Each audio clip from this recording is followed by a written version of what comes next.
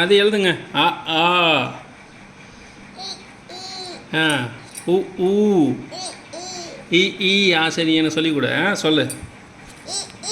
இ ஈ ஔ ஔ ஔ ஔ ஔ ஔ ஆ இ ஈ ஆ ஆ ஆ அப்படி எழுதுவாங்க. இப்படி புரிய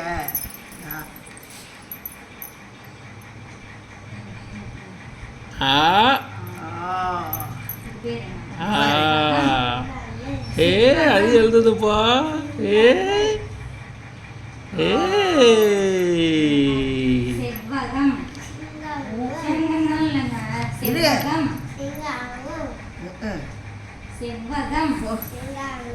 சொல்லு. அதே நீ சொல்லு.